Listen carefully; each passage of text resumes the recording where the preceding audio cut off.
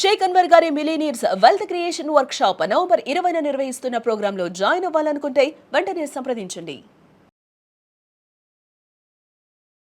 నమస్కారం శ్రీలత గారు. నమస్కారం మ్యామ్. ఇన్సూరెన్స్ ఏదైతే ఉందో టర్మ్ ఇన్సూరెన్స్ పాలిసీ ఎవరైనా కూడా సరిగ్గా కనుక ఫిల్ చేయలేదు డీటెయిల్స్ అని కంపెనీ అలా చెప్పి ఆ ఇన్సూరెన్స్ పాలిసీ ఏదైతే క్లెయిమ్ చేసింది ఉంటుందో దాన్ని కనుక రిజెక్ట్ చేసినప్పుడు లీగల్ పరంగా ఎవరైనా కూడా చర్యలు తీసుకోవాలి అంటే ఏ విధంగా ఉంటుందండి? సెక్షన్ 45 ఆఫ్ ఇన్సూరెన్స్ యాక్ట్ ప్రకారం 3 ఇయర్స్ దాటిన తర్వాత ఏ ఇన్సూరెన్స్ పాలసీని కంపెనీ రిజెక్ట్ చేయకూడదు. ఎక్సెప్షన్ ఏంటంటే ఫ్రాడ్ కేసెస్లో, ఇంటెన్షనల్గా చేసిన కేసెస్లో తప్ప ఎక్కడ రిజెక్ట్ చేయడానికి లేదు.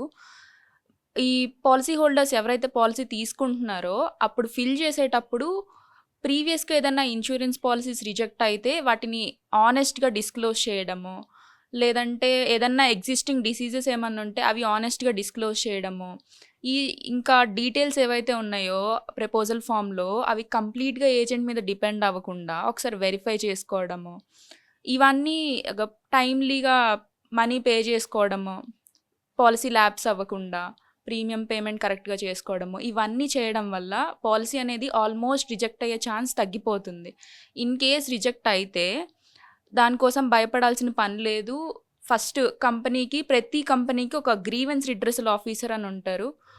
ప్రతి కంపెనీ వెబ్సైట్లో grievance redressal officer email ID ఉంటుంది. ఎట్ ది సేమ్ టైం కంపెనీకి కూడా ఒక ఈమెయిల్ ఐడి ఉంటుంది. రెండిటికి మెయిల్ చేయండి. ఫస్ట్ ఆ క్లెయిమ్ని ఎందుకు రిజెక్ట్ చేశారు అని ఒక రిజెక్షన్ లెటర్ తెచ్చుకొని దాన్ని ఒకసారి క్లెయిమ్ని రీకన్సిడర్ చేయండి మీ డెసిషన్ని అని చెప్పి ఒకసారి అప్పీల్ చేయండి. ఇన్ కేస్ అది కూడా అవ్వకపోతే నెక్స్ట్ మనకి బీమా భరోసా పోర్టల్ అని ఒక IRDA వెబ్సైట్ ఉంటుంది. అది రిజిస్టర్ చేసుకొని కంప్లైంట్, అప్పుడు మీరు కంప్లైంట్ చేసుకున్న ఒక 15 డేస్కి మీరు కంపెనీ నుంచి రిజల్యూషన్ ఎక్స్పెక్ట్ చేయొచ్చు. IRDA ఫార్వర్డ్ చేశాక కంపెనీ మ్యాండేటరీ బేసిస్లో రిప్లై ఇస్తుంది. ఇన్ కేస్ అక్కడ కూడా ఏమీ రిజల్యూషన్ దొరకలేదు, అనుకున్న రెస్పాన్స్ రాలేదు అన్న టైంలో నెక్స్ట్ ఈ అంబుడ్స్మన్కి వెళ్ళొచ్చు. అంబుడ్స్మన్లో కాస్ట్ ఎఫెక్టివ్ ఉంటుంది, మన బయట కోర్టుకు అయినంత కాస్ట్ అవ్వదు. ప్లస్ మీకు అడ్వకేట్తో పని లేదు, డైరెక్ట్ పార్టీ ఇన్ పర్సన్లో డీల్ చేసుకోవచ్చు. సెటిల్మెంట్ కూడా ఫాస్ట్ ఉంటుంది కోర్ట్ కంటే. వితిన్ 6 months 5 monthsలో మ్యాటర్ కూడా డిసైడ్ అయిపోతుంది. అది ట్రై చేయొచ్చు. ఇన్ కేస్ ఇవన్నీ కాదు అని అనుకుంటే మనకి కన్స్యూమర్ కోర్ట్ ఆప్షన్ ఉంది. కన్స్యూమర్ కోర్టులో ఉండే బెనిఫిట్స్ ఏంటంటే, మామూలు కోర్టులో మనం జనరల్గా వింటూ ఉంటాం కోర్టుకి వెళ్తే ఇంకా ఎన్ని సంవత్సరాలు పడుతుందో చెప్పలేము అని. ఇన్సూరెన్స్ కేసెస్కి స్పెసిఫిక్గా ఉన్న బెనిఫిట్ ఏంటంటే, మిగిలిన కేసెస్ లాగా అన్ని ఇయర్స్ పట్టకుండా మ్యాక్స్ 1.5 year 2 years అనేది ఇంకా మ్యాక్సిమం టైం. 1 yearలో మినిమం కంప్లీట్ అయిపోతుంది కేసు. సో ఫాస్ట్గా జస్టిస్ వచ్చే ఛాన్స్ ఉంది. ప్లస్ కన్స్యూమర్ కోర్టులో కోర్ట్ ఫీజు కూడా తక్కువ ఉంటుంది. ఇన్ కేస్ అడ్వకేట్ అవసరం లేదు అనుకుంటే పార్టీ ఇన్ పర్సన్ కూడా డీల్ చేయొచ్చు. But still advocate is mandatory. ఎందుకంటే లీగల్గా ఫైట్ చేయాలంటే నార్మల్ లే పర్సన్ చేయడం అనేది against a company having such a great legal team అనేది it's highly impossible. But still consumer court అనేది చాలా కాస్ట్ ఎఫెక్టివ్, టైం తొందరగా అయిపోతుంది. ప్లస్ మనకి డిస్ప్యూట్స్ అనేవి ఈజీగా రెడ్రెస్ అవుతాయి కాబట్టి పీపుల్కి చాలా మంచి ఆప్షన్. ఒక కంపెనీ రిజెక్ట్ చేసినప్పుడు అంతటితో ఆగిపోయి ఆ రిజెక్షన్ యాక్సెప్ట్ చేయాల్సిన అవసరం లేదు. ఈ స్టెప్స్ అన్నీ ఫాలో అయ్యి ఖచ్చితంగా క్లెయిమ్ అనేది తెచ్చుకోవచ్చు. ఈజీగా మేము ఈ మధ్య చూస్తున్న దాన్ని బట్టి 100 కేసెస్ తీసుకుంటే 60% రిజెక్ట్ అయిపోతున్నాయి కేసెస్. సో రిజెక్షన్ రేట్ ఎక్కువైపోతుంది. అది దాని ఫ్యాక్టర్స్ అనేవి వేరియస్ డిపెండ్ అవ్వచ్చు. ఎందుకంటే ఏజెంట్స్ మిస్గైడ్ చేయడం ఎక్కువైపోయింది. పీపుల్ కూడా అవేర్నెస్ లేకపోవడం వల్ల ప్రపోజల్ ఫామ్లో మిస్టేక్స్ చేయడం అవుతుంది. ఇంకొకటి ఏంటంటే, అవేర్నెస్ అనేది ప్రపోజల్ ఫామ్తో పాటు ఒక క్లెయిమ్ రిజెక్ట్ అయితే దాన్ని ఫైట్ చేయొచ్చు అనేది తెలియని వాళ్ళు కూడా చాలామంది ఉన్నారు.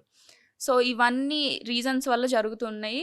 బట్ స్టిల్ మనకు రిజెక్ట్ అయిన కేసెస్లో కూడా ఆల్మోస్ట్ 70 to 80% కేసెస్కి రికవరీ జరుగుతుంది. కోర్ట్ కూడా పాలసీ హోల్డర్స్ ఫేవరబుల్గా ఆలోచించడం జరుగుతుంది. మన రీసెంట్ జడ్జిమెంట్స్ అన్నీ కూడా పాలసీ హోల్డర్స్కి కానీ నామినీస్కి కానీ ఏదైనా కానీ న్యాయం జరిగే అవకాశం ఉంది. కాబట్టి ఖచ్చితంగా కోర్టుకి వచ్చి ఫైట్ చేయడం అనేది చాలా మంచి ఆప్షన్. మీరు అన్నట్టుగానే ఏవైతే స్టెప్స్ చెప్పారో అవన్నీ ట్రై చేసినప్పటికీ కంపెనీ నుంచి ఎలాంటి రెస్పాన్స్ లేనప్పుడు కేసుని ఫైల్ చేయాలి, కోర్టుకి అప్రోచ్ అవ్వాలి అంటే ఏ విధంగా ఉంటుంది ప్రొసీజర్? ఒక కోర్ట్కి అప్రోచ్ అవ్వాలంటే ఫస్ట్ ఒక లీగల్ ఒపీనియన్ అవసరము. ఏదైనా కానీ కోర్ట్ అంటేనే మనకి లీగల్గా ఉండాలి. ఒక మంచి అడ్వకేట్ని చూస్ చేసుకొని మన కేసు జనరల్గా మేము చూసేది ఏంటంటే ఫ్యాక్ట్స్ ఆఫ్ ద కేసు ఈ కంప్లైనెంట్ ఎవరైతే ఉన్నారో వాళ్ళు మాకు ఆనెస్ట్గా డిస్క్లోజ్ చేయరు. కంప్లీట్ ఇన్ఫర్మేషన్ ఇవ్వరు. ఇన్ఫర్మేషన్ వీళ్ళు యాక్యురేట్గా ఇవ్వకపోవడం వల్ల సమ్ టైమ్స్ వాళ్ళకే లాస్ జరిగే అవకాశం ఉంటుంది. సో ఏదైనా అడ్వకేట్ దగ్గరికి వెళ్ళినప్పుడు ఆనెస్ట్గా మీకు తెలిసినంత వరకు అన్ని నిజంగా చెప్పేసి ఏది జరిగిందో అది చెప్పేస్తే ఒక మంచి అడ్వకేట్ లైక్ ఈ మధ్య కాలంలో ఎక్కువ మంది చేసే పొరపాటు ఏంటంటే అడ్వకేట్స్ అందరికీ కూడా పర్టిక్యులర్ ఇన్సూరెన్స్ నీష్లో నాలెడ్జ్ ఉండట్లేదు. ఇప్పుడు civil, criminal, property matters, family matters ఇలా రకరకాలు ఉన్నాయి. మనకి కోర్ట్ కేసెస్ అంటే ఒక్కటే కాదు. ఇప్పుడు అన్ని రకాలు డీల్ చేసే వాళ్ళకి పర్టిక్యులర్ ఎక్స్పర్టైజ్ ఉండట్లేదు. ఇప్పుడు ఏదైతే ప్రాపర్టీ మ్యాటర్స్ ఒక 100 చేసి ఉండొచ్చు, బట్ స్టిల్ ఇన్సూరెన్స్ మ్యాటర్ ఫస్ట్దే అయి ఉండొచ్చు. అప్పుడు ఇన్సూరెన్స్ అనేది వెరీ కాంప్లెక్స్, అది ఒక లీగల్ కాంట్రాక్ట్. చాలామంది లాయర్స్, మెడికల్ టీమ్ కలిపి ఒక ఇన్సూరెన్స్ కాంట్రాక్ట్ని 30 పేజెస్ 25 పేజెస్ ప్రిపేర్ చేస్తారు. ఇక్కడ మన జనాలేమో చదవడమే సరిగా వచ్చి రాకుండా English, all middle class people, most of the people అట్లనే ఉన్నారు. సో అంత కాంప్లెక్స్ కాంట్రాక్ట్ని ఈ డైజెస్ట్ చేసే ఒక కెపాబిలిటీ ఈవెన్ లాయర్స్కే చాలా తక్కువగా ఉంది. సో ఏమవుతుందంటే వీళ్ళు జనరల్ లాయర్స్ దగ్గరికి వెళ్ళడం వల్ల వీళ్ళకి మంచి లీగల్ అడ్వైస్ కానీ ఎలా ఫైట్ చేయాలి అనేది కానీ మోస్ట్ ఆఫ్ ద కేసెస్ రీసెంట్గా ఒక అడ్వకేటే ఈ మిస్సెల్లింగ్కి విక్టిమ్ అయిన కేసెస్ కూడా చూసాము. సో బేసికల్లీ ఏదైనా కేసు ఉన్నప్పుడు ఆ స్పెషలిస్ట్ లాయర్ దగ్గరికి వెళ్ళినప్పుడు మీకు ఆ స్పెసిఫిక్ నాలెడ్జ్ ఉంటుంది, ప్లస్ దానివల్ల మీకు మంచి రిడ్రెస్ వచ్చే ఛాన్స్ ఉంటుంది. ఎందుకంటే ఇప్పుడు జనరల్గా మనం మెడిసిన్లో చూసుకుంటే ఏదైనా ఒక గైనిక్ ప్రాబ్లం వస్తే అది గైనకాలజిస్ట్ దగ్గరికే వెళ్తాము మనము, వేరే పీడియాట్రిషియన్ దగ్గరికి వెళ్ళాం కదా, లేదంటే జనరల్ ఫిజిషియన్ దగ్గరికి వెళ్ళాం కదా. ఎందుకు? వాళ్ళకి ఆ డొమైన్లో ఎక్స్పీరియన్స్ ఉంటుంది, ఆ పర్టికులర్గా ఆ కేసెసే చూస్తారు. సో మన ప్రాబ్లమ్ని ఫాస్ట్గా డయాగ్నోస్ చేస్తారు, మనకి ఫాస్ట్గా రెమెడీ వస్తుంది అని. సో సేమ్ లాజిక్ ఇక్కడ కూడా అప్లై అవుతుంది. ఇప్పుడు ప్రాపర్టీ, ఫ్యామిలీ ఇవన్నీ చూసే సివిల్, క్రిమినల్ చూసే లాయర్స్కి ఈ పర్టికులర్గా ఇన్సూరెన్స్ అనేది ఇన్సూరెన్స్ యాక్ట్ ఉంటుంది, IRDAI రెగ్యులేషన్స్ ఉంటాయి, ప్రీవియస్గా సుప్రీంకోర్ట్స్, హైకోర్ట్స్ ఇచ్చిన కేస్ లాస్ ఉంటాయి. ఇవన్నీ ఎప్పటికప్పుడు అప్డేట్ అవుతూ ఉంటాయి. నిన్న ఉన్న లా ఈరోజు అప్డేట్ అవ్వచ్చు, ప్రతి ఇయర్ చేంజెస్ అవుతూ ఉంటాయి. ఇవన్నీ అప్డేషన్స్ అన్నీ కరెక్ట్గా తెలుసుకొని అంత ఫైట్ చేయగలగడం అనేది ఇంత కాంప్లెక్స్ మ్యాటర్ని ఒక నీష్ లాయర్కి మాత్రమే పాసిబుల్ అవుతుంది. అంటే మోస్ట్గా ఇప్పటి వరకు మీరు చూసినట్టుగా ఎక్కువగా ఎక్కడ మిస్టేక్ చేస్తున్నారు? ఎక్కువగా మిస్టేక్ చేసేది ఎక్కడ అంటే ఫస్ట్ థింగ్ 60% క్లెయిమ్స్ ఎక్కడ రిజెక్ట్ అవుతున్నాయంటే నాన్ డిస్క్లోజర్ అని ఒక వర్డ్ ఉంటుంది పాలసీలో. అంటే ఏంటి? ప్రీవియస్గా ఏదైనా హెల్త్ హ్యాబిట్స్ ఉంటాయి, కొంతమంది స్మోకింగ్ చేసేవాళ్ళు, డ్రింకింగ్ చేసేవాళ్ళు ఉంటారు, వాళ్ళ రిస్క్ అనేది ఎక్కువ ఉంటుంది మిగిలిన హెల్దీగా ఉండే పర్సన్తో పోలిస్తే.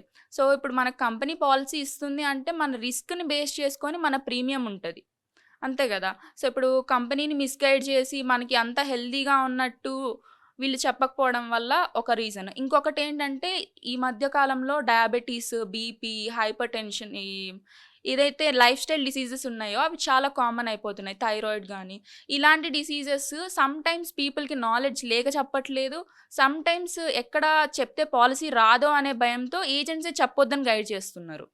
సో ఈ 2 రీజన్స్ వల్ల చెప్పట్లేదు. ఫైనల్గా క్లెయిమ్ విషయంలో కంపెనీ ఫైండ్ అవుట్ చేసి రిజెక్ట్ అయిపోతున్నాయి.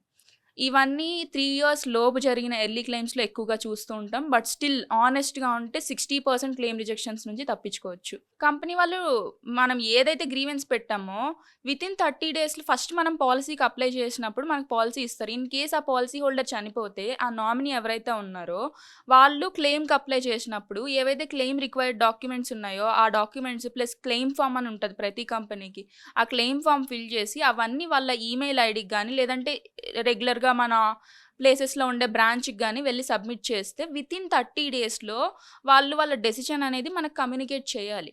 ఎయిదర్ మనీ ఇస్తాము, క్లెయిమ్ ఇచ్చాము సక్సెస్ఫుల్, అదర్వైజ్ క్లెయిమ్ ఇవ్వలేదు, so and so reason, this is the rejection letter. ఏదో ఒక క్లారిటీ వితిన్ 30 daysలో ఉండాలి. ఇన్ కేస్ ఏదైనా వెరిఫికేషన్స్ అవసరము, కొంచెం కాంప్లెక్స్ కేస్ అనుకుంటే మ్యాక్సిమమ్ ఈస్ 90 days. ఈ after that they cannot do like that. ఈ టైమ్ లైన్స్ అనేది ప్రతి కంపెనీ స్ట్రిక్ట్గా ఫాలో అవ్వాలి, అవుతూనే ఉంటాయి.